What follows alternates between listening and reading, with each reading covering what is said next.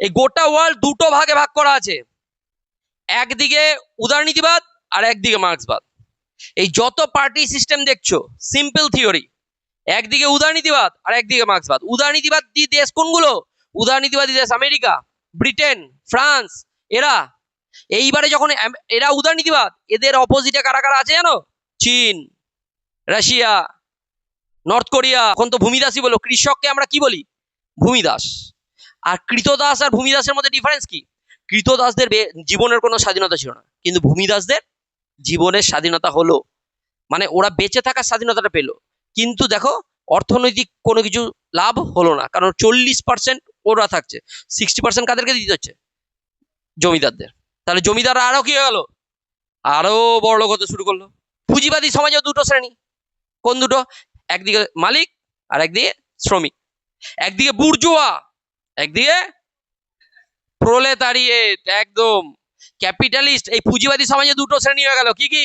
এক বুর্জোয়া, এক প্রলেতারিয়েট।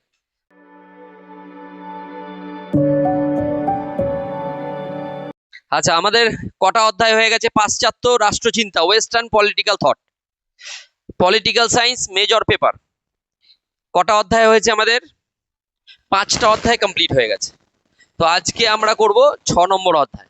6 নম্বর অধ্যায়, 5টা অধ্যায় কি কি?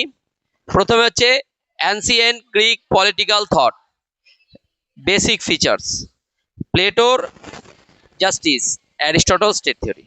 দ্বিতীয় অধ্যায় কি? Medieval political thought, main features.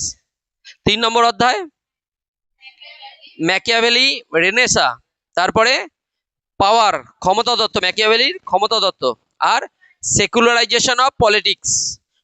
ঠিক আছে, তাহলে ম্যাকিয়াভেলি আমরা জেনে নিয়েছি। তারপরে ম্যাকিয়াভেলির পরে 3জন তাত্ত্বিক এলো, কে কে? 4 নম্বর অধ্যায় হবস, লক আর রুসো। হবসের আমরা কি জেনেছি? সোভারেন্টি, সার্বভৌমিকতা। লকের কি জেনেছি? লিবারালিজম, উদারনীতিবাদ। আর রুসোর কি জেনেছি? জেনারেল উইল, সাধারণ ইচ্ছা তত্ত্ব।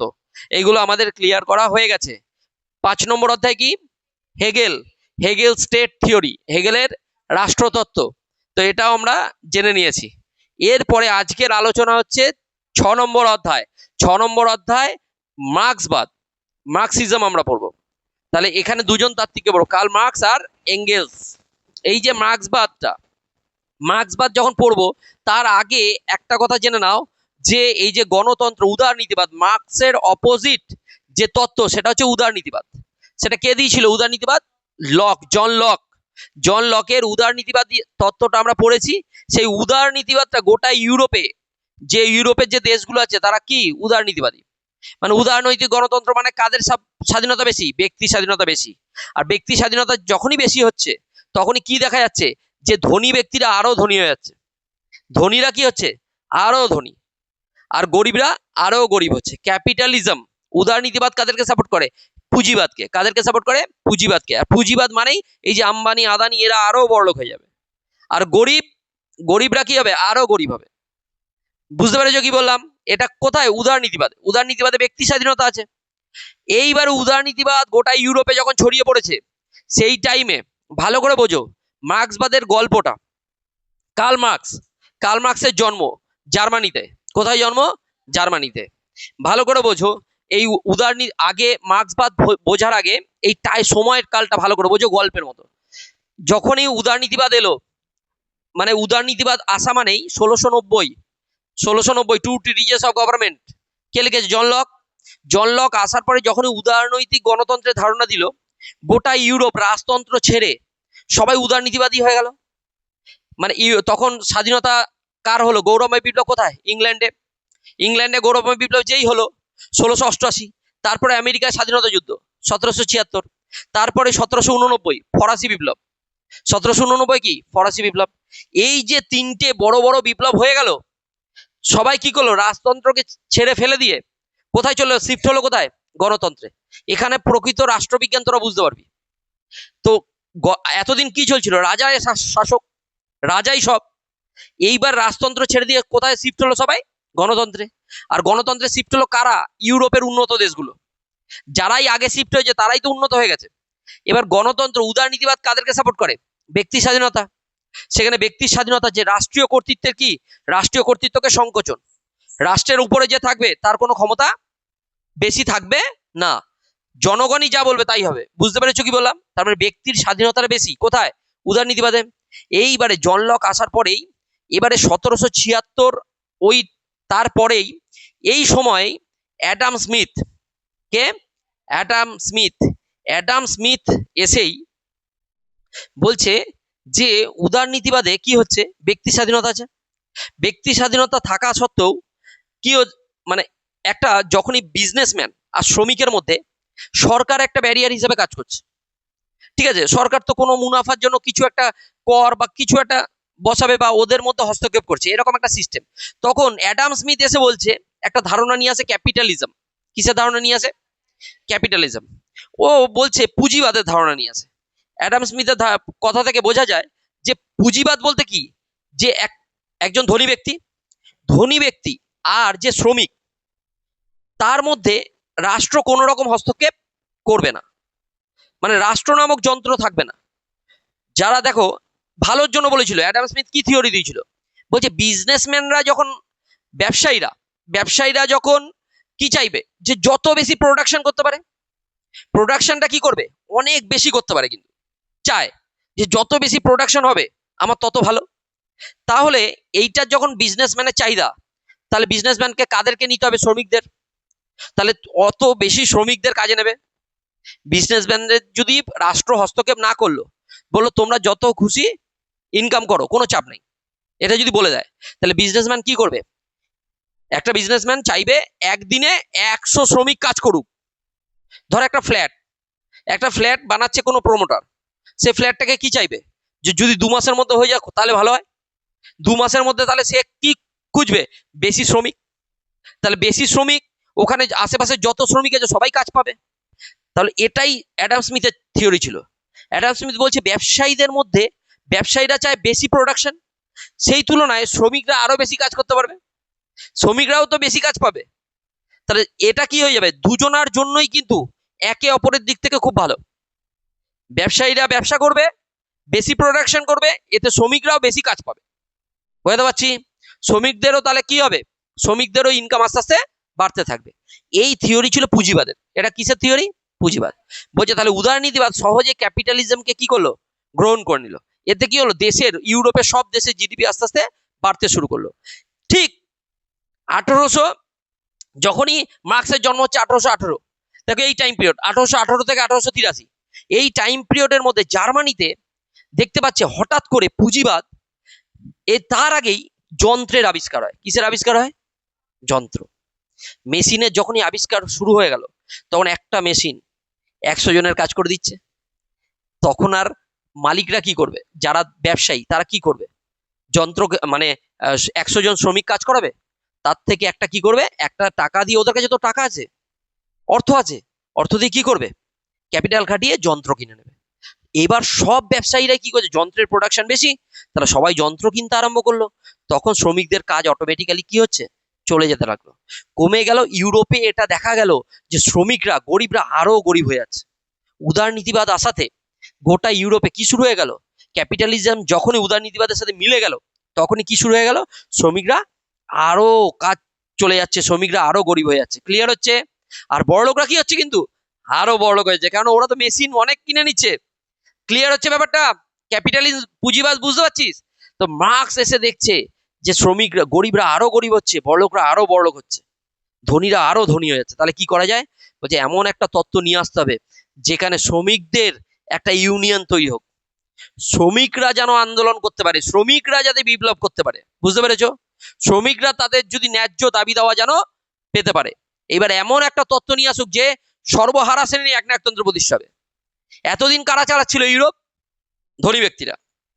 তো মার্কস এসে বলছে যে সর্বহারা শ্রেণীর একনায়কতন্ত্র প্রতিষ্ঠা করতে হবে। মানে এই জন্য মার্কসের গুরুত্ব যদি বুঝতে চাও, আমি একদম সহজ ভাষায় বলছি যে মার্কস বা দেশে এই জিনিসটা, কার্ল মার্কস এসে এই জিনিসটা বুঝিয়ে দিল যে শ্রমিকদের যদি ইউনিয়ন, আগে শ্রমিকদের কোনো ইউনিয়ন ছিল না, এখন আমাদের এখানে দেখো শ্রমিক ইউনিয়ন আছে, টোটো ইউনিয়ন আছে, বাস ইউনিয়ন আছে, যাই যখনই কেউ একটা কোনো কাজ করছে তাদের একটা ইউনিয়ন করে নিচ্ছে। কি হচ্ছে, যখনই তাদের প্রাপ্য মজুরি পাচ্ছে না, তখন তারা কি করছে, বলছে ব্যবসায়ীরা, কারখানার মালিকরা যদি ন্যায্য মজুরি না দেয়, তাহলে কি করবে শ্রমিকরা ইউনিয়ন করে কারখানাই বন্ধ থাকবে। তাহলে কি হবে, মালিকরাও তো মুনাফা অর্জন করতে পারবে না। এই সিস্টেমটা কে নিয়ে এসেছিল? মার্ক্সবাদ। এটাই মার্ক্সবাদ। তাহলে উদারনীতিবাদের অপোজিট কি? মার্ক্সবাদ। উদারনীতিবাদের অপোজিট একটা তত্ত্ব এলো, কি তত্ত্ব? মার্ক্সবাদ। কে নিয়ে এলো?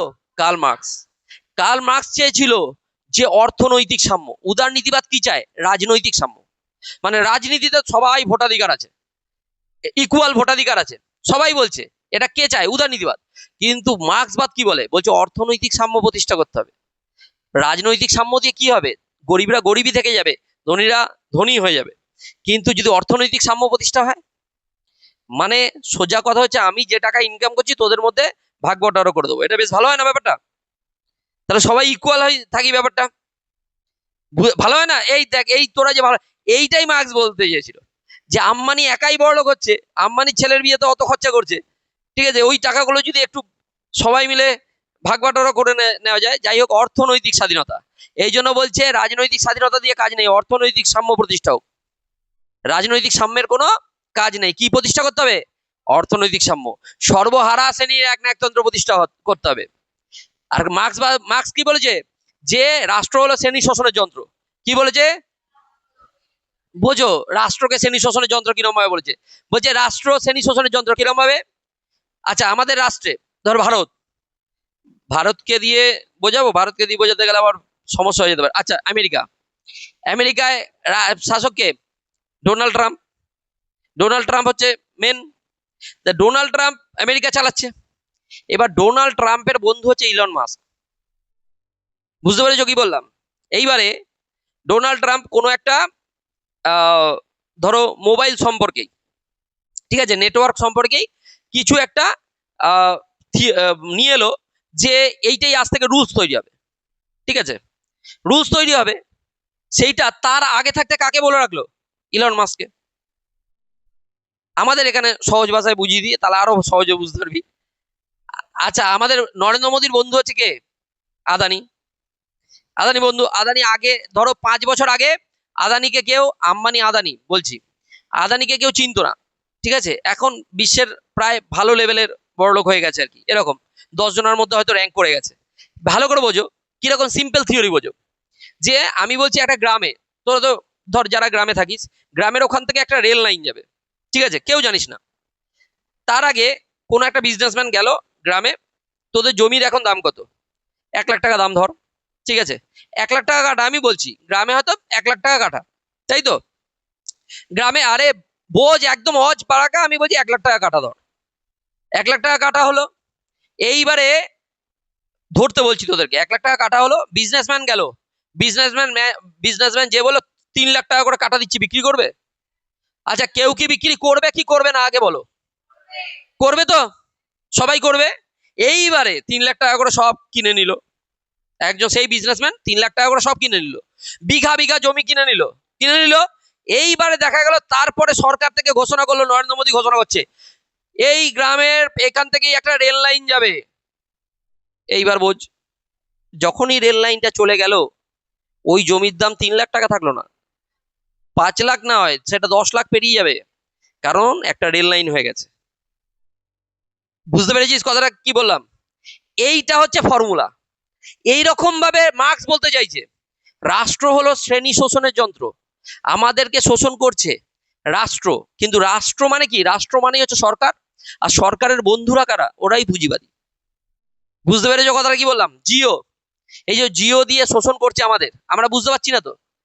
জিওকে চাইলে, দেখো ভালো করে বোঝো, জিওকে কিন্তু আম্বানিকে চাইলেই আটকে দিতে পারে যে এত টাকা নেওয়া যাবে না, তাহলে নেটওয়ার্ক এখানে চালাতে দেবো না। বিএসএনএল কি করে কম টাকায় দিচ্ছে, ব্যাপারটা বোঝাতে পারছি? তাহলে সেখানে দাঁড়িয়ে আম্বানি কিন্তু কমাতে বাধ্য হতো, কিন্তু কোনো রকম রুলস নেই।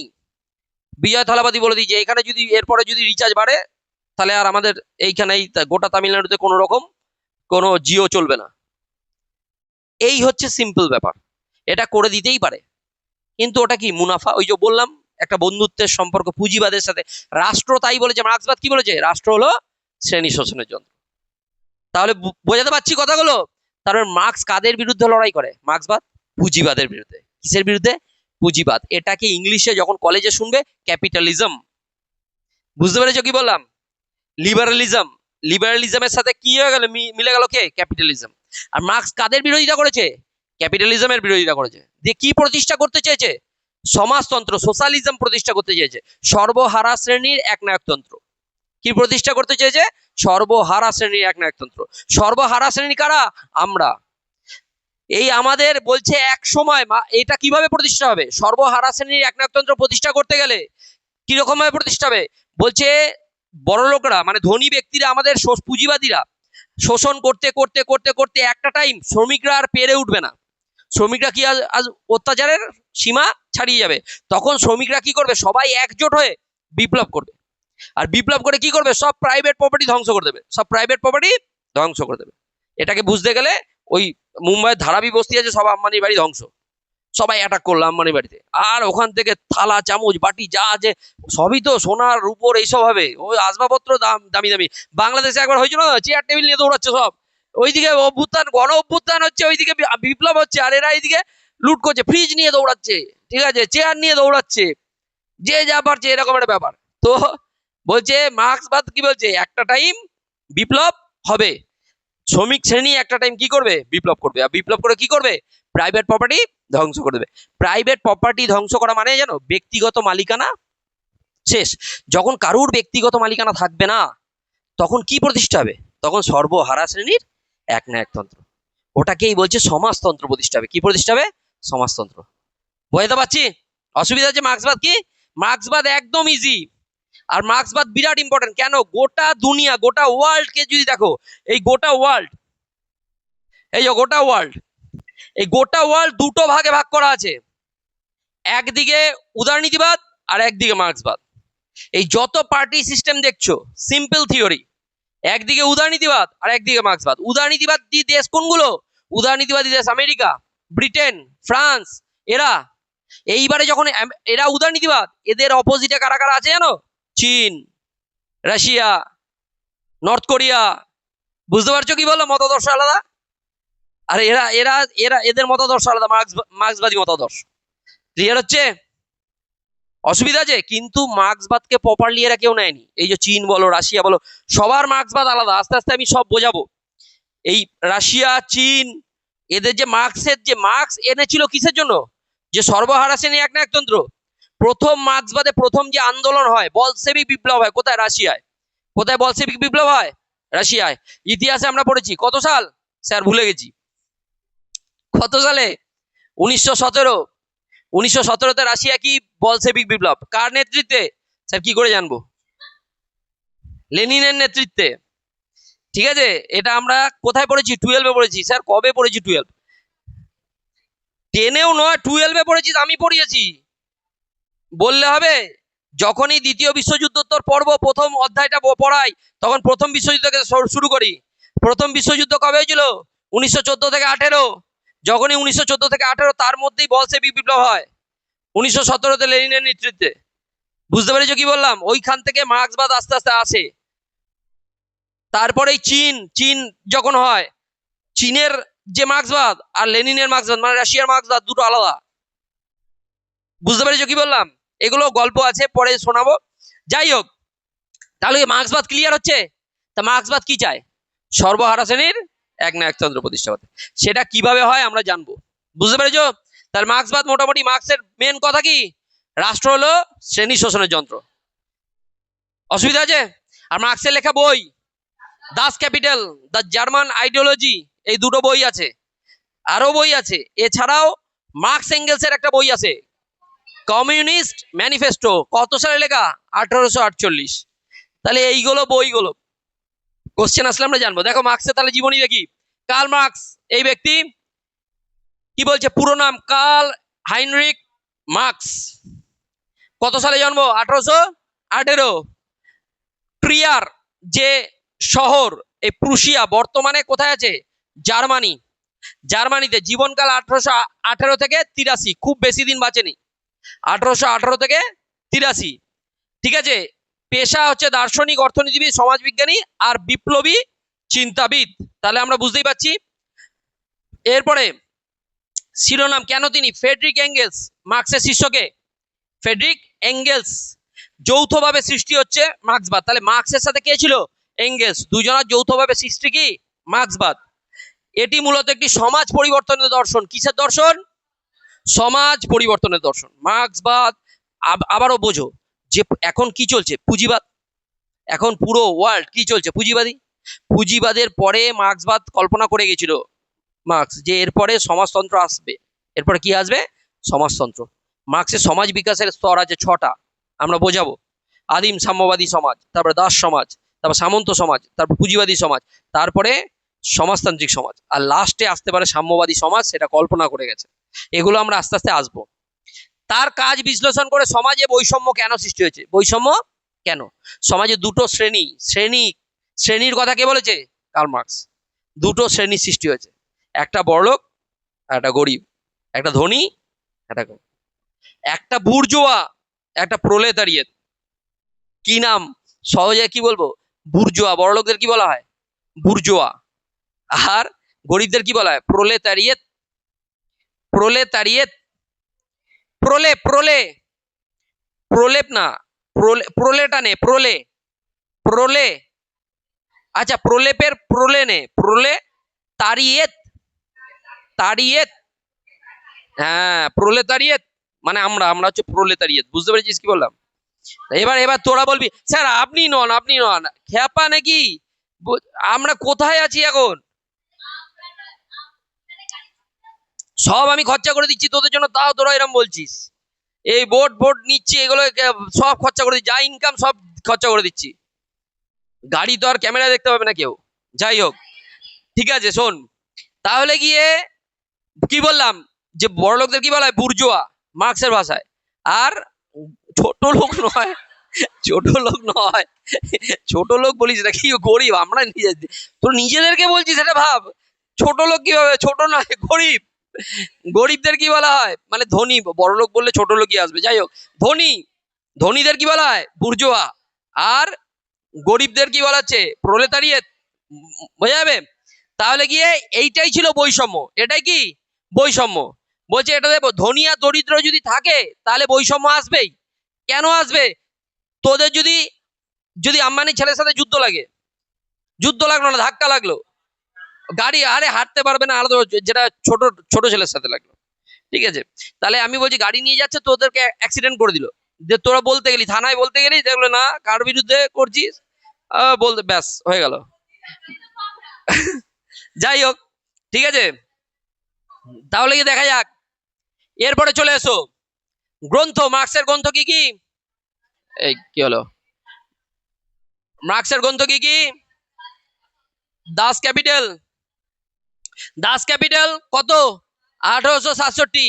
এটা খুব ইম্পর্টেন্ট। The communist manifesto 1848। ঠিক আছে, এঙ্গেলসের সাথে। এটা কি? মার্ক্স আর এঙ্গেলসের যৌথভাবে লেখা। ঠিক আছে, কমিউনিস্ট ম্যানিফেস্টো এইখানে যৌথভাবে রচিত হয়েছে। আচ্ছা, এটা পুঁজিবাদের বিরুদ্ধে। এই যে পুঁজিবাদী যে অর্থ ব্যবস্থা, সেটাতে কি লেখা আছে? দাস ক্যাপিটাল। দাস ক্যাপিটাল, ক্যাপিটালিজমের সমস্ত কিছু ওখানেই বলেছে। আচ্ছা, তারপরে দ্য জার্মান আইডিওলজি। যদি মার্ক্সের লেখা দুটো বই আছে, এই দুটো লিখবে, Das capital are the German ideology. এছাড়া দ্য পভার্টি অফ ফিলোসফি 1847। তারপর হচ্ছে ইকোনমিক অ্যান্ড ফিলোসফিক মনুস্ক্রিপ্ট অফ, এটা হচ্ছে কবে? 1844। ঠিক আছে, মেনলি মনে রাখবে এই দুটো বই। কি কি? Das capital are the German ideology. অসুবিধা আছে? আর একটা বই ডিরেক্ট আসতে পারে, সেটা হচ্ছে দ্য কমিউনিস্ট ম্যানিফেস্টো। কত সালে লেখা হয়েছে? 1848। তাহলে মার্ক্সবাদ, আমি যে গল্পটা বললাম, মার্ক্সবাদ বোঝা যাচ্ছে তো কিভাবে এলো? কার বিরুদ্ধ মতবাদ? উদারনীতিবাদের বিরুদ্ধ মতবাদ। তার মার্ক্সবাদ হচ্ছে রাষ্ট্রবিজ্ঞানে দুটোই পরস্পর বিরোধী দৃষ্টিভঙ্গি। সেটা হচ্ছে কি? এক হচ্ছে উদারনীতিবাদ আর এক হচ্ছে মার্ক্সবাদ। এই মার্ক্সবাদকে বোঝার জন্য, এই যে বলেছিলাম না একটা টাইমে সমাজতন্ত্র প্রতিষ্ঠা হবে, মার্ক্সবাদ কি বলেছিল? একটা টাইমে সমাজতন্ত্র, কিভাবে সমাজতন্ত্র প্রতিষ্ঠা হবে সেই গল্পটা এখন জানবো আমরা। দেখো, সমাজতন্ত্র প্রতিষ্ঠা, এইবার মার্ক্সের আমাদের সিলেবাসে কি আছে? ঐতিহাসিক বস্তুবাদ, হিস্টোরিক্যাল ম্যাটেরিয়ালিজম। বস্তু মানে কি? ম্যাটেরিয়াল তো। তাহলে ঐতিহাসিক বস্তুবাদ, তাহলে এটাকে ইংলিশ করলে কি হবে? Historical materialism. অসুবিধা আছে? আর একটা হচ্ছে ডাইলেকট্রিক্যাল ম্যাটেরিয়ালিজম, দ্বন্দ্বমূলক বস্তুবাদ। ডাইলেকটিক মানে কি, দ্বন্দ্ব। তাহলে ডাইলেকটিক্যাল ম্যাটেরিয়ালিজম এটাই আমাদের সিলেবাসে আছে, বুঝতে পেরেছো? মার্ক্সবাদ যে আমাদের সিলেবাসে কি আছে, হিস্টোরিক্যাল ম্যাটেরিয়ালিজম আর কি দ্বন্দ্বমূলক ম্যাটেরিয়ালিজম। অসুবিধা আছে? সবাই বলো, আমি সবার মুখে শুনতে চাই। মার্ক্সবাদের কি কি কি আছে, আমরা কি কি বলবো? হিস্টোরিক্যাল ম্যাটেরিয়ালিজম আর ডাইলেকটিক্যাল ম্যাটেরিয়ালিজম। আবার বলো, হিস্টোরিক্যাল ম্যাটেরিয়ালিজম আর ডাইলেকটিক্যাল ম্যাটেরিয়ালিজম। অসুবিধা আছে? হিস্টোরিক্যাল ম্যাটেরিয়ালিজম মানেই ঐতিহাসিক বস্তুবাদ, আর ডাইলেকটিক্যাল ম্যাটেরিয়ালিজম মানে দ্বন্দ্বমূলক বস্তুবাদ। অসুবিধা আছে? পারা যাচ্ছে? এরপরে এরপরে চলে এসো তাহলে ভূমিকা ঐতিহাসিক বস্তুবাদ। দেখো, আজীবন সহযোগী বন্ধু এঙ্গেলসের সহায়তা, কার সহায়তায়? এঙ্গেলসের সাথে ছিল, বলেইছিলাম। মার্ক্স কর্তৃক মানব সমাজের ইতিহাসের বস্তুবাদী ব্যাখ্যা বিশ্লেষণের তত্ত্বটি ঐতিহাসিক বস্তুবাদ নামে পরিচিত। এটি মার্ক্সীয় দর্শনের এক অবিচ্ছেদ্য অঙ্গ। এইবার কিভাবে এই যে মানব সমাজের বিকাশ হয়েছে দ্বন্দ্বের মাধ্যমে, সেটা মার্ক্সবাদ বুঝিয়েছে। ঠিক আছে, সেটা আগে জানবো আমরা। কিভাবে এলো আজকের দিনে, আজকে আমরা কিসে আছি? পুঁজিবাদী। আজকে কোন সমাজে আছি? পুঁজিবাদী সমাজ, ক্যাপিটালিস্ট সোসাইটি। তাহলে কিভাবে এলাম? মার্ক্সবাদ বলে গেছে। মার্ক্সের যে লেখা ভালো করে বোঝো। প্রথমে দেখো, মার্ক্সের মতো সমাজ বিকাশের স্তর, সমাজ বিকাশের স্তরে প্রথম যে সমাজ, সেই সমাজ সেটা হচ্ছে কি সমাজ? সেটা হচ্ছে আদিম সাম্যবাদী সমাজ। তারপরে দাস সমাজ, তারপরে সামন্ত সমাজ, তারপরে পুঁজিবাদী সমাজ, তারপরে সমাজতান্ত্রিক সমাজ। ঠিক আছে, লাস্টে সাম্যবাদী কল্পনা করেছে। তাহলে এবার দেখি এই সমাজ কিভাবে এলো সমাজ। ঠিক আছে, আস্তে আস্তে আমরা সেগুলো দেখবো। একটু ডিটেলসে এটা বলেছি কারণ এটা বুঝতে পারলেই মার্ক্সবাদ বুঝতে পেরে যাবে। দেখো, মার্ক্সের মতে প্রথম যে সমাজ, সেটাকে কি বলা হয়? গল্পটা ভালো করে মনে রাখো। আদিম সাম্যবাদী সমাজ মানে এই যে এদেরকে দেখে বুঝতেই পারছো কোথাকার কথা বলা হচ্ছে, আদিম যুগে। এবার ভাবো, আদিম যে সাম্যবাদী সমাজ ছিল, এই সমাজে আদিম সাম্যবাদী সমাজে সবাই দলবদ্ধভাবে কোথায় থাকতো? গুহায়, গুহার ভিতরে থাকতো। কিন্তু বলতো বলতো কি এরকম যে না না, এটা আমার গুহা, ওটা তোর গুহা, এরকম ব্যাপার ছিল নাকি? আমাদের এখন গুহা হয়ে গেছে না সব। আমাদের গুহাগুলো কেরকম হয়েছে? আমার গুহাতে আমি, বাবা, মা আর দাদা থাকবো, আর কেউ থাকবে না। ঠিক আছে, আবার তোমাদেরও নিজের নিজের গুহা আছে। তা কেউ কারুর গুহাতে যে থাকতে পারবে? পারবে না। তাহলে আগে থাকতো, আগে অনেকগুলো পরিবার একসাথে একটা গুহাতেই থাকতো। কি করে থাকতে পারতো? কারণ তাদের মধ্যে কোনো রকম হিংসা বিভেদ এইসব কিছু ছিলই না।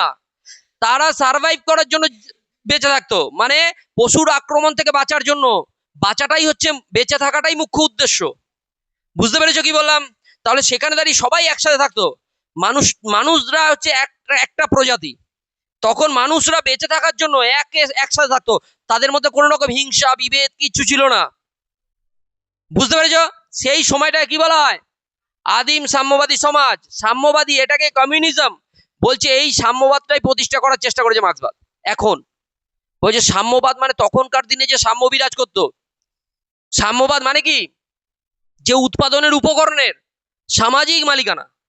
উৎপাদনের উপকরণ মানে যেগুলো আমরা উৎপাদন করছি, সেই উৎপাদনগুলো এই যে আমরা ইউজ করছি, এগুলো সামাজিক, কোনো ব্যক্তিগত মালিকানা না। আমরা কি সিম ইউজ করছি?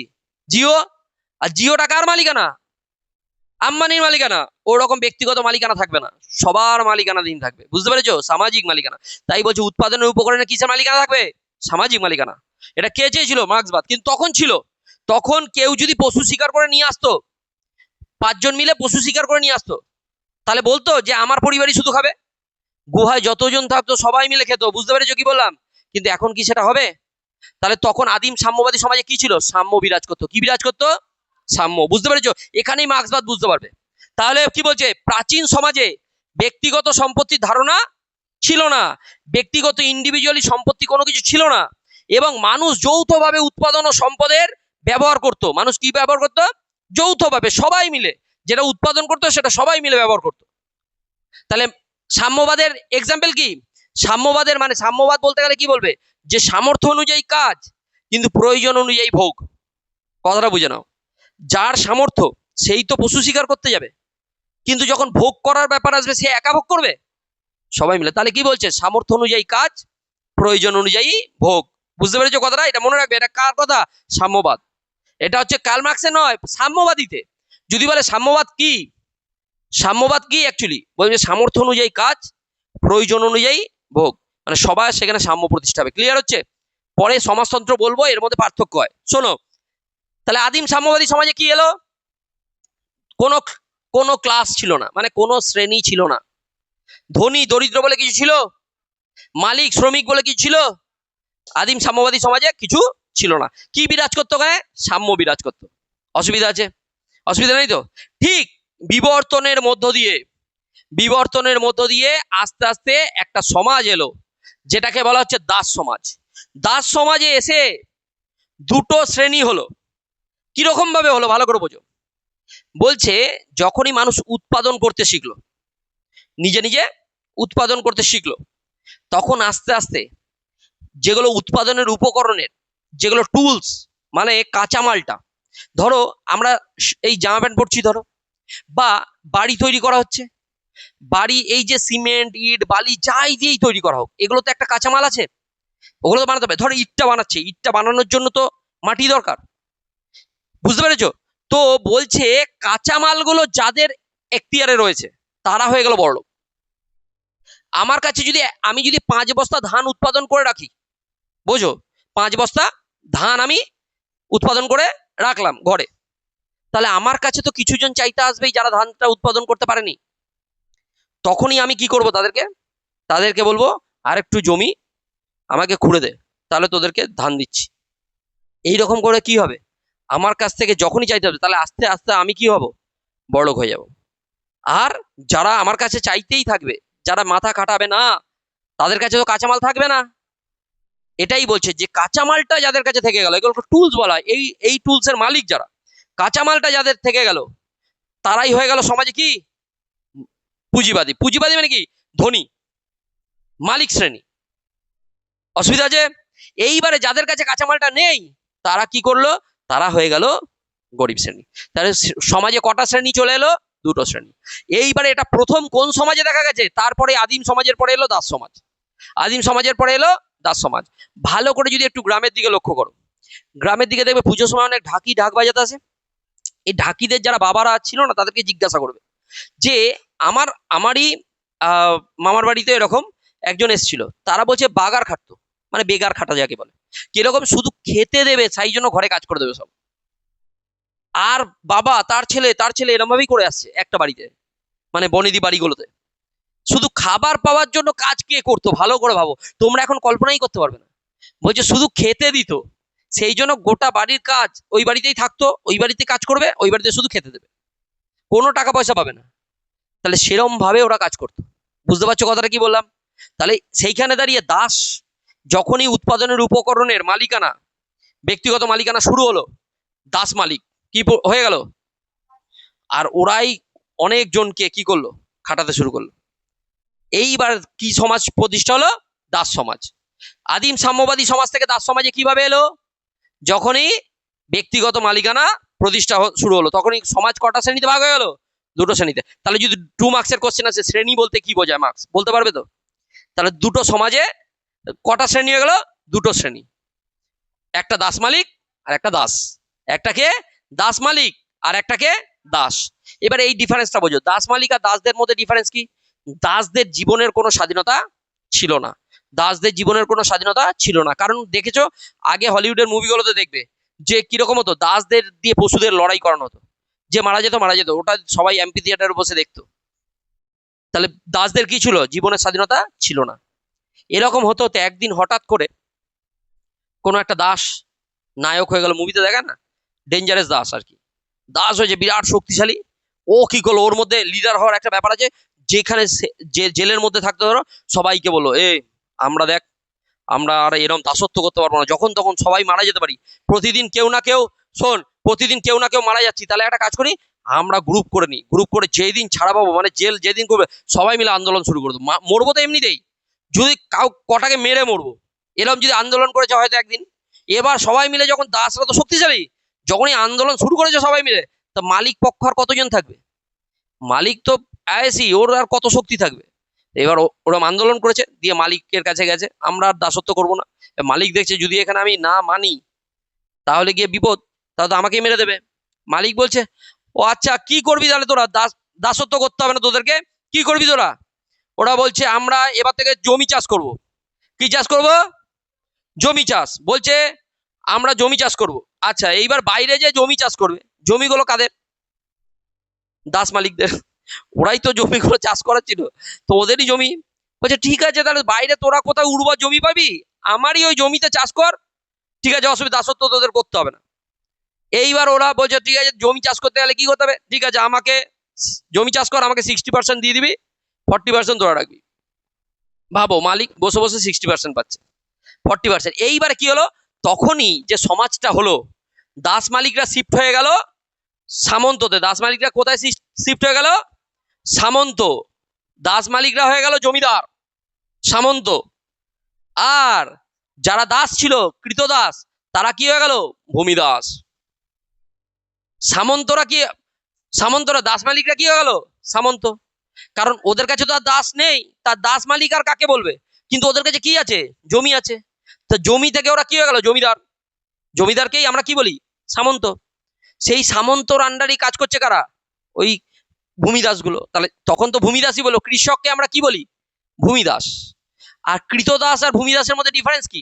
কৃতদাসদের জীবনের কোনো স্বাধীনতা ছিল না, কিন্তু ভূমিদাসদের জীবনের স্বাধীনতা হলো। মানে ওরা বেঁচে থাকার স্বাধীনতাটা পেলো। কিন্তু দেখো, অর্থনৈতিক কোনো কিছু লাভ হলো না, কারণ 40% ওরা থাকছে, 60% কাদেরকে দিতে হচ্ছে? জমিদারদের। তাহলে জমিদাররা আরো কি হয়ে গেল? আরো বড়লোক হতে শুরু করলো। অসুবিধা আছে। তাহলে ভূমিদাসদের তো সেরকম সম্পত্তি হলো না, ভূমিদাসরা গরিবই থেকে গেল। ঠিক এরকম করতে করতে আবার ভূমিদাসরা, গ্রামে যাও, গ্রামে একটাও ছেলে নেই। গ্রামে এখন ছেলে পিলে নাই, সব শহরে এসে কাজ করছে। বলছে আমরা জমি চাষ করবো না। বুঝতে পারবে, তোমাদের যারা গ্রামে থাকো, বাবা মাদের জিজ্ঞাসা করবে, আগে অনেকে চাষ করতো, এখন চাষ ছেড়ে দিয়েছে, দিয়ে বলছে না না, আমরা, ভূমিদাসরা আন্দোলন শুরু করলো, বললো না না, আমরা জমি চাষ করবো না, আমরা কারখানায় কাজ করব, আমরা কলকারখানায় কাজ করবো, শহরে যাব, আমরা গ্রামেই থাকবো না, আমাদের পিৎজা খেতে হবে, মুভি দেখতে হবে, আইনক্স যাব, আমরা কি করব? শহরে কারখানায় কাজ করব, ওখান থেকে ফুর্তি করব, গ্রামে থাকবো না। গ্রামে কি আছে? দিয়ে এইবারে এইবারে সামন্ত বলছে, সামন্ত সামন্ত বলছে যে আচ্ছা, তোরা কারখানায় কাজ করতে শহরে বর্ধমানে যাবি? আচ্ছা ঠিক আছে, বর্ধমানে আমার একটা কারখানা আছে, ওই কারখানায় কাজ কর।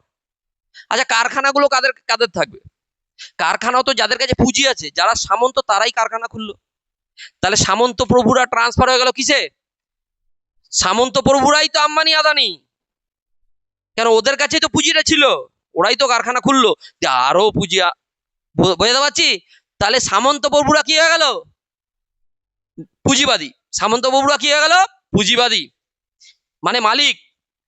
আর যারা ভূমিদাস ছিল, তারা কি হয়ে গেল? শ্রমিক। কারখানায় কাজ করে তাদেরকে আমরা কি বলি? শ্রমিক। তাহলে ওদের ডিগ্রি বাড়লো, কি হয়ে গেল? ভূমিদাস দিয়ে কি হয়ে গেল? শ্রমিক। বুঝতে পেরেছো কথাটা কি বললাম? তাহলে গিয়ে পুঁজিবাদ থেকে কি হয়ে গেল? তাহলে এইবারে যে সমাজটা হলো সামন্ততান্ত্রিক সমাজ, ফিউডাল সোসাইটি থেকে আমরা কি শুরু করলাম? ক্যাপিটালিস্ট সোসাইটি, পুঁজিবাদী সমাজ। কি সমাজে চলে এলাম? Capitalist society. এই দেখো, তোমরা এখনো আদানিকে চিনতে পারোনি। হ্যাঁ, এইটা হচ্ছে আদানি। যাই হোক, ঠিক আছে, প্রচুর এই আম্বানি থেকে এখন আদানির টাকা বেশি হয়ে গেছে। বুঝতে পেরেছো? এই আদানির কিছু শুনে রাখো, এই আদানির 1 বছর আগে আদানির একটা হিন্ডেনবার্গের রিপোর্ট এসেছিল আদানির সম্পর্কে। আদানি সম্পর্কে হিন্ডেনবার্গের রিপোর্ট এসেছিল যে আদানি বিশাল বড়লোক হয়ে যাচ্ছে, কিসের জন্য? ওর বিশাল ঘোটালা আছে, এরকম একটা রিপোর্ট এসেছিল। তাতে আদানির কি হয়ে গেছিল? সব শেয়ারগুলো পড়ে গিয়েছিল, দাম পড়ে গেছিল। কিন্তু যেহেতু ওই যে বললাম, বন্ধু বান্ধবের জন্য সোর্স আছে, তো সেই হিসাবে এখন কি করেছে? হিন্ডেনবার্গের রিপোর্ট এসেছে, ডোনাল্ড ট্রাম্পের সাথে চুক্তি করে নিয়েছে। দিয়ে এখন ডোনাল্ড ট্রাম্প সব কেস, মানে আমেরিকায় যত কেস ছিল আদানি নামে, সেগুলো সবকিছু বলেছে হ্যাঁ সেট আপ হয়ে গেছে, সবই টাকা। বুঝতে পেরেছো কথাটা কি বললাম? অসুবিধা আছে তো? যাই হোক, এখন আদানি এখন 1 নম্বরে চলে গেছে ভারতের বড়, মানে টাকাতে। এইবারে বোঝো, তাহলে এটা কি সমাজ চলে এলো? পুঁজিবাদী। পুঁজিবাদী সমাজেও দুটো শ্রেণী। কোন দুটো? একদিকে মালিক আর একদিকে শ্রমিক। একদিকে বুর্জোয়া, একদিকে প্রলেতারিয়েট। একদম ক্যাপিটালিস্ট। এই পুঁজিবাদী সমাজে দুটো শ্রেণী হয়ে গেল, কি কি? এক বুর্জোয়া, এক প্রলেতারিয়েট। অসুবিধা আছে? বোঝা যাচ্ছে? তাহলে এইখানেও শোষণ চলছে, এইখানেও শোষণ অব্যাহত। দেখো, দাস সমাজে, আদিম সাম্যবাদী সমাজে কি ছিল না? কোনো শোষণ ছিল না। যখনই দাস সমাজ এলো তখন দাস মালিকরা কাদের শোষণ করছে? কৃতদাসদের। যখন দাস সমাজ থেকে কোন সমাজে শিফট হলো? সামন্ত সমাজ, ফিউডাল সোসাইটি। এই সোসাইটিতে কে কে শোষণ করছে? সামন্তরা। কাদেরকে শোষণ করছে? ভূমিদাসদের। তারপরে যে সমাজ এলো পুঁজিবাদী সমাজ, এখানে বুর্জোয়ারা কাদের শোষণ করছে? শ্রমিকদের, প্রলেতারিয়েতদের। কিভাবে শোষণ করছে? বলছে উদ্বৃত্ত মূল্য তত্ত্বের সাহায্যে। বলছে এটা আবার কি? উদ্বৃত্ত মূল্য তত্ত্ব, বুঝে নাও না। হ্যাঁ, বেশি কাজ করবে সে। উদ্বৃত্ত মূল্য তত্ত্বটা কি জিনিস? মার্কস বলেছে। বলছে একটা শ্রমিক একটা কারখানায় একটা পেন এটাকেই ধরো, এটা তৈরি করছে 8 ঘন্টা পরিশ্রম করে। ক ঘন্টা? 8 ঘন্টা। বলছে 2 ঘন্টা পারিশ্রমিক তাকে দেওয়া হচ্ছে, বাকি 6 ঘন্টা পারিশ্রমিক কে ভোগ করছে? মালিক। তাহলে মালিক বড়লোক থেকে আরো বড়লোক হয়েছে। শ্রমিককে কিন্তু এই 2 ঘন্টা পারিশ্রমিকে প্রতিদিন সংসার চালাতে চালাতে শেষ। শ্রমিক আর কখনো বড়লোক হতে পারছে না। তার মানে কি হচ্ছে? তাহলে শোষণ অব্যাহত, মানে শোষণ চলছেই। তাহলে এই রকম ভাবে বুর্জোয়ারা কাদের শোষণ করছে? প্রলেতারিয়েতদের। এটাকে কি তত্ত্ব বলা হয়? উদ্বৃত্ত মূল্য তত্ত্ব। অসুবিধা আছে? মার্কসের মধ্যে 2 নম্বরে কোশ্চেন আসবে, উদ্বৃত্ত মূল্য তত্ত্ব কি? পারবে? অসুবিধা আছে তো? তাহলে শোষণ চলছে, আম্বানি আদানি আমাদের শোষণ তো করছি। আর সব থেকে প্রত্যক্ষ উদাহরণ জিওর দ্বারা আমরা শোষণ হচ্ছে, আমরা বুঝতে পারছি না। আস্তে আস্তে একদিন এইবার মার্কস বলছে এইবার যে পুঁজিবাদী সমাজ এলো, এই সমাজে একদিন এমন একটা সময় আসবে আমাদের সহ্যের সীমা ভেঙে যাবে। তখন আমরা কি করব? তখন আমরা বিপ্লব করব। কি করব? বিপ্লব করে প্রাইভেট প্রপার্টি কি করব? সব ধ্বংস করে দেবো। তখনই কি প্রতিষ্ঠা হবে? সর্বহারা শ্রেণীর একনায়কতন্ত্র। তাকেই আমরা কি বলি? তাকেই আমরা সমাজতান্ত্রিক সমাজ। কি প্রতিষ্ঠা করে কথা বলি?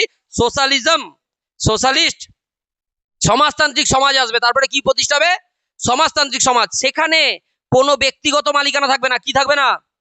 ব্যক্তিগত মালিকানা থাকবে না। সেখানে কি মালিকানা প্রতিষ্ঠা হবে? সামাজিক মালিকানা। উৎপাদনের উপকরণের কি প্রতিষ্ঠা হবে? সামাজিক মালিকানা। অসুবিধা আছে? এইভাবে কি প্রতিষ্ঠা হবে? সমাজতন্ত্র। কে বলেছিল? মার্কস। বলছে সমাজতন্ত্রের কি হবে? দেখো, সমাজতন্ত্রে একটা জিনিস হবে, যে যতটা পরিমাণ কাজ করবে ততটাই পারিশ্রমিক হবে। ভালো করে বোঝো সমাজতন্ত্রের পার্থক্য। সমাজতন্ত্র আর সাম্যবাদের মধ্যে ডিফারেন্স আমি বোঝাবো। সমাজতন্ত্রে কি বলছে? যে যতটা পরিমাণ কাজ করবে সে ততটা, কেউ তো শোষণ করবে না। তুমি যতটা পরিমাণ কাজ করবে, ধরো উদ্বৃত্তমূল্য, এই একটা পেন উপার্জন করলে পুরোটাই তোমাকে দেওয়া হবে। বুঝতে পারলাম? তাহলে যে যতটা পরিমাণ কাজ করবে সে ততটাই পারিশ্রমিক পাবে। এইবারে ভালো করে বোঝো, যে কাজ করবে না সে না খেতে পেয়ে মারা যাবে।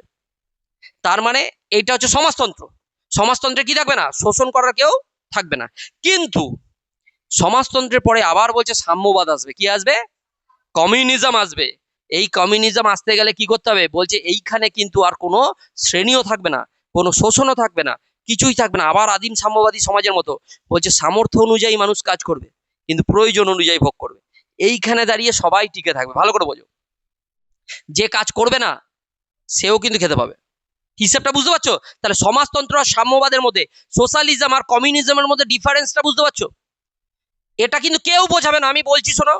গ্র্যাজুয়েশনে আমাদের এখানে কেউ বলবে না সমাজতন্ত্র আর সাম্যবাদ। সমাজতন্ত্র আর সাম্যবাদ মানে সোশ্যালিজম আর কমিউনিজম, এই দুটোর মধ্যে ডিফারেন্স কি? বলছে কমিউনিজম মানে সাম্যবাদ যে সমাজটা, সেই সমাজে কি বলছে? বলছে সামর্থ্য অনুযায়ী কাজ করবে। কি অনুযায়ী ভোগ করবে? প্রয়োজন অনুযায়ী। আর সমাজতন্ত্র কি? যে যতটা পরিমাণ কাজ করবে ততটাই পারিশ্রমিক পাবে, মানে কেউ শোষণ করবে না। কিন্তু সাম্যবাদে কি? শোষণও থাকবে না, কোনো শ্রেণীও থাকবে না, কিছুই থাকবে না। বুঝতে পেরেছো? বলছে স্যার সাম্যবাদটা কবে আসবে? এই সাম্যবাদ আসে? এরকম তো একটা কোশ্চেন আসবে। আমিও যখন ছোটবেলায় ছিলাম আমার কোশ্চেন ছিল সাম্যবাদ আসে নাকি? তাই আসবে। সাম্যবাদ আসতে গেলে 2012 দেখতে হবে মুভি, হলিউডের 2012 একটা মুভি আছে। ওই মুভিতে দেখিয়েছে 2012-তে পৃথিবী ধ্বংস হয়ে যেতে পারে, কিন্তু এখন 2026 চলে এলো, ধ্বংস হয়নি। তো 2012-তে শোনো, 2012-তে যেরকম ভাবে বিশ্ব উষ্ণায়ন হচ্ছে, 2012-তে পৃথিবী ধ্বংস হবে। দিয়ে ওখানে দেখিয়েছে যে চারিদিক দিয়ে সুনামি আসবে, ভূমিকম্প হবে, এরকম একটা মুভি। লাস্টে ওরা আমেরিকা, ব্রিটেন এরা মিলে, বড় বড় দেশগুলো মিলে কটা জাহাজ বানাবে। সেই জাহাজের 500 কোটি টাকা করে এক একটা টিকিট। কত কোটি টাকা? 500 কোটি টাকার একটা টিকিট। ওই জাহাজে হাজার হাজার লোক ধরবে। দিয়ে 6টা জাহাজ বানিয়েছে। 6টা জাহাজে করে কত আর লোক নিয়ে যেতে পারবে? আমি ওই 6টা জাহাজে করে আমি বললাম 1 লাখ লোক গেল, তাহলে বাকি লোকগুলো তো সব মারা গেল। বুঝে নাও, বাকি লোকগুলো সব মারা গেল। শেষে ওই মুভিটা শেষে দেখাচ্ছে জাহাজে ওখানে আমেরিকার রাষ্ট্রপতিও আছে, আর যারা জাহাজের ওয়ার্কার ছিল, যারা জাহাজ তৈরি করেছে তারাও ছিল। তাহলে এইবার ভাবো, জাহাজটা যখন সমুদ্রে আছে আর পুরো নর্থ পোল সাউথ পোল গোটা পৃথিবী ধ্বংস হয়ে গেছে, দিয়ে আবার সব জল, আর কিছু কিছু জায়গায় মানে ধরো স্থলভাগ, মানে প্যানজিয়ার প্যান্থালাসা হয়ে গেছে, দিয়ে জাহাজটা আছে, জাহাজটা একটা জায়গায় যে দাঁড়ালো। এবার বলো ওইখানে আমেরিকার প্রেসিডেন্ট ডোনাল্ড ট্রাম্প কি বুড়ো? তো নরেন্দ্র মোদী বয়স হয়ে গেছে, নরেন্দ্র মোদী কি ওই জাহাজে যারা ওয়ার্কার ছিল তাদের সাথে লড়াই করে পারবে? ওরা কি আর সেই জোর দেখাতে পারবে এটা কাজ করো? আর শুনবে কেউ? কেন, ওদের পাওয়ার ছিল, ব্যাঙ্গানের শব্দ ছিল, টাকা তো আর নেই। তখন আবার সাম্যবাদ, কেন সবাইকে কি করতে হবে, সবাইকে চাষবাস করে আবার খাবার সবকিছু উপার্জন করে, তাহলে তখন কি প্রতিষ্ঠা হবে? সাম্যবাদ। মানে আমি বলছি জাস্ট কল্পনা, এটা মার্ক্সবাদ কল্পনা করে গেছিল যে সাম্যবাদ প্রতিষ্ঠা হতে পারে। সাম্যবাদ প্রতিষ্ঠা হলে কি হবে? আবার কি প্রতিষ্ঠা হবে? যে সেই আদিম সমাজের মতো। তখন সবাই চেষ্টা করবে কি, আমরা এই কজন বেঁচে রয়েছি, সবাই সবাইকে টিকিয়ে রাখি অন্তত, আবার বংশ বিস্তার হবে, আবার আস্তে আস্তে সবকিছু তৈরি হবে, সভ্যতা। বুঝতে পেরেছো কি বললাম? জাস্ট এটা একটা কল্পনা। তাহলে মার্ক্সের সমাজ বিকাশের 5টা স্তর বুঝতে পারলে তো? প্রথম স্তরের নাম কি? আদিম সাম্যবাদী সমাজ। তারপরে দাস সমাজ। এই সমাজ থেকেই দুটো শ্রেণী হয়ে গেল। এই সমাজ থেকে কি, তাহলে মার্ক্সের মধ্যে শ্রেণী পারা যাবে তো? শ্রেণী এলো, তারপরে দাস সমাজে পড়ে সামন্ত সমাজ, তারপরে সামন্ত সমাজে পড়ে পুঁজিবাদী সমাজ। এই সমাজে দুটো শ্রেণীর নাম কি? বুর্জোয়া আর প্রলেতারিয়েত। প্রলেতারিয়েত। তারপরে গিয়ে কি সমাজ এলো? সমাজতান্ত্রিক সমাজ। এই সমাজতান্ত্রিক সমাজ প্রতিষ্ঠা হবে কি করে? বিপ্লব করে। কিসের মাধ্যমে? বিপ্লবের মাধ্যমে। তাহলে সর্বহারা শ্রেণীর এক না একতন্ত্র প্রতিষ্ঠা হবে, ঠিক আছে? তারপরে কল্পনা করেছিল যে সাম্যবাদ প্রতিষ্ঠা হতে পারে, ঠিক আছে? অসুবিধা আছে? পারা যাবে? জাস্ট আজকে এটা শুরু, ঐতিহাসিক বস্তুবাদের এটা শুরু, পরের দিন শেষ করব, কারণ পুরোটা নিতে পারবে না। ঐতিহাসিক বস্তুবাদ, দ্বন্দ্বমূলক বস্তুবাদ, মার্ক্সবাদটা বড়। বুঝতে পেরেছো কি বললাম? অসুবিধা আছে? পারা যাবে তাহলে? তাহলে এইভাবে আমাদের বুঝতে পেরেছি তো মার্ক্সবাদ কিভাবে এসছে। মার্ক্সের থিওরি হচ্ছে যে সর্বহারা শ্রেণীর একনায়কতন্ত্র প্রতিষ্ঠা করা। অসুবিধা আছে? চলো।